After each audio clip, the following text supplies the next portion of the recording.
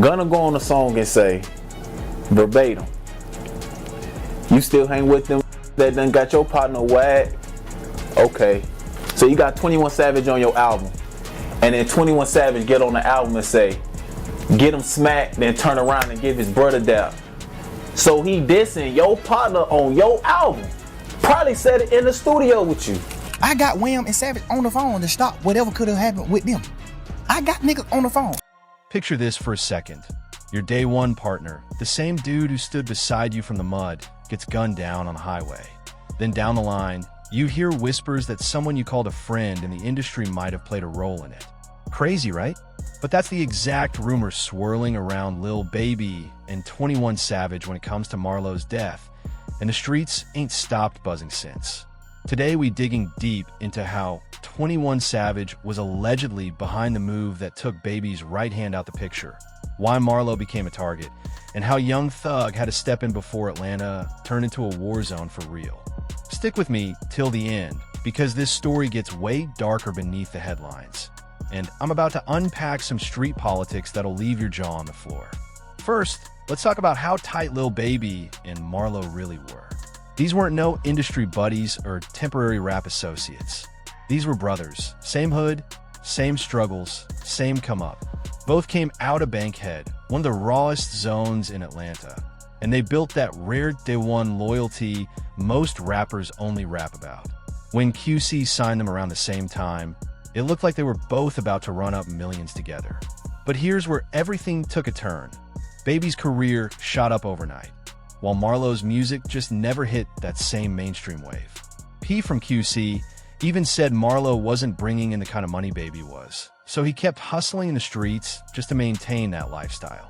Baby did everything to pull him out the trenches, studio sessions, features, pushing him to focus on music. You could see the belief in interviews.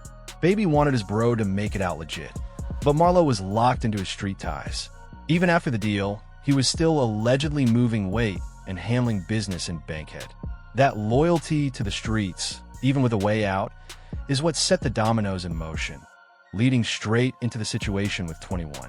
And here's the part most fans don't know. Marlo wasn't some rapper trying to look tough for the camera.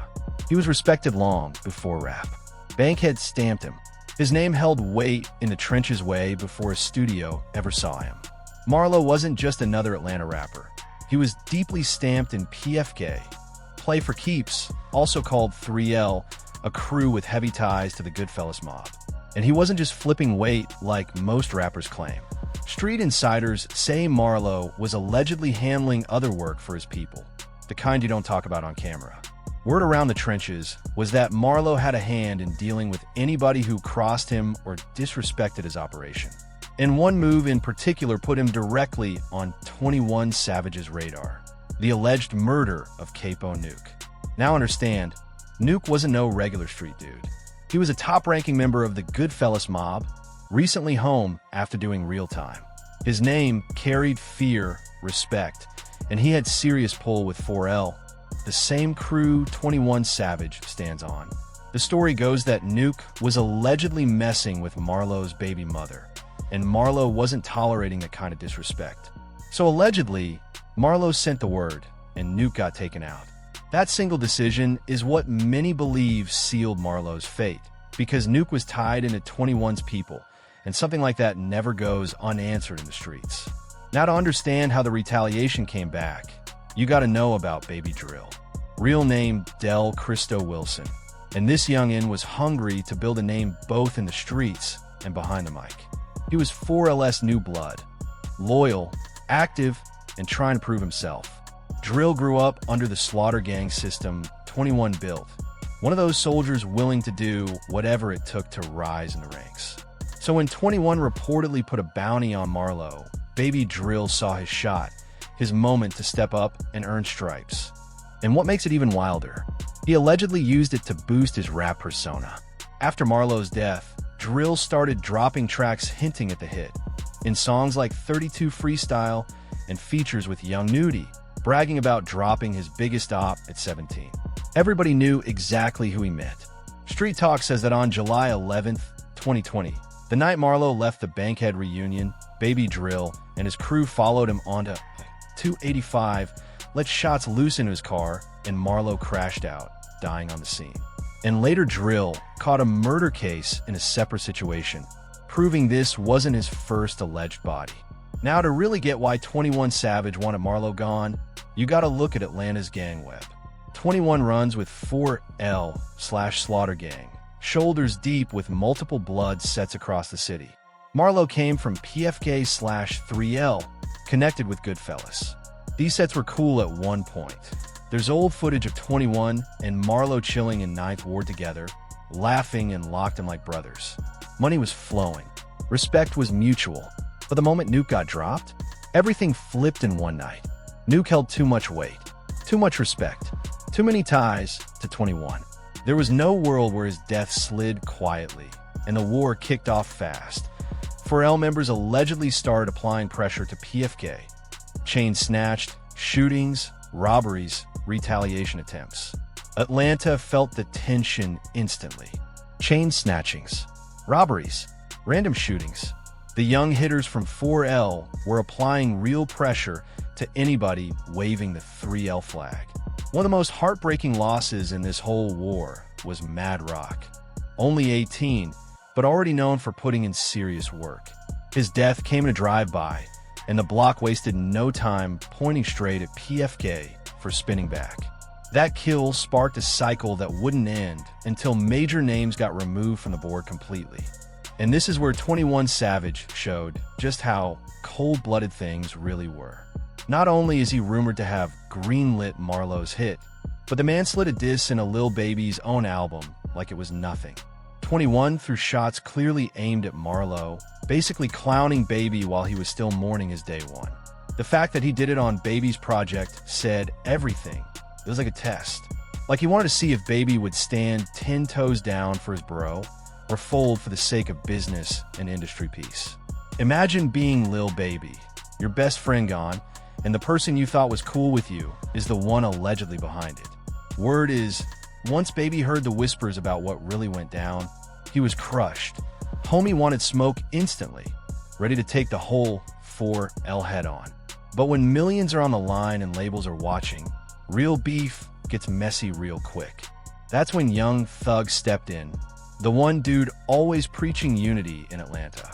Thugga has said plenty of times that he's stopped wars before they even started because internal beef kills the bag for everybody. When he found out Baby and 21 were inches away from full-blown war, he locked them into a three-way call and straight up reminded them, Atlanta, don't fold from inside. The world sees ATL as a unit, not a battlefield. Thug told them plainly, y'all brothers. Forget the internet noise, this is real life. And somehow, he talked them into cooling it publicly. But the streets? The streets never forgot. That's why when Ghana later threw bars about hanging with the one that got your partner whacked, it shook the room. It was like he confirmed what everyone already suspected. Baby kept ties with 21 even after knowing the truth. And when Baby posted Marlo on IG, then deleted it minutes later, yeah, that move made people question everything. People started wondering if Baby was really cut like that, or if he was going to let his homies murder slide just to protect his career and industry alliances. One of the biggest signs that something shifted after Marlo's death was the silence.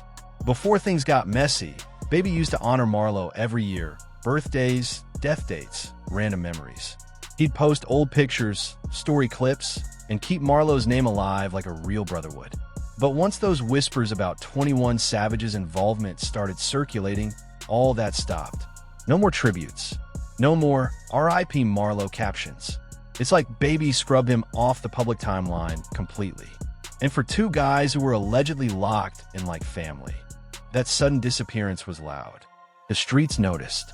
Marlo's people noticed. And fans started questioning whether Baby was chasing justice or just protecting the business. Because this whole situation didn't just expose pain, it exposed politics. Atlanta's rap scene is built off millions, but also off real street ties. Crews with history, blood, and bodies behind them. And when the industry and the trenches overlap like that, loyalty gets tested. Sometimes the bag speaks louder than revenge. Street commentators like Chris Jeremiah even pointed out that this whole ordeal put a dent in Baby's image. How you gonna rap loyalty and gangster codes, but stand next to the camp accused of lining your brother up? That's what Atlanta was whispering behind closed doors. The truth is, labels and management don't want war. War ruins tours, endorsements, and charts. There's too much money on the table. So even when someone wants to slide for their people, there are teams of million-dollar interests pushing the opposite direction. At that point, loyalty versus longevity becomes a chess match, and somebody always loses a piece. At the end of the day, everything about this situation boils down to loyalty, betrayal, and the cost of keeping one foot in the streets while trying to rise in the industry. Lil Baby didn't just lose a partner. He lost his day one, allegedly at the hands of someone he once broke bread with. 21 Savage allegedly greenlit the move through Baby Drill, and then doubled back with disrespect by sliding subliminals at Marlo on Baby's own album. Young Thug had to step in just to stop Atlanta from turning into a full-scale war zone, but the damage was already too deep to reverse. Everybody kept getting money, the music kept dropping, and life moved forward, which tells you everything about how the business really operates. Peace is profitable. Revenge isn't. When millions are circulating, justice becomes optional. But the streets never forget. And that's exactly why this story still echoes years later. Baby fading out those public Marlo posts and stepping away from the situation spoke louder than words. It showed how the industry can smother street codes when careers, connections, and cash are involved. That's the real core behind this Lil Baby and 21 Savage tension. A story built on silence, power, and politics. Let me know in the comments how you feel about all this and whether Baby should have stood on business differently. And don't forget to hit that subscribe button for more breakdowns on the real stories behind your favorite artists and the drama the industry hides in plain sight. Fire.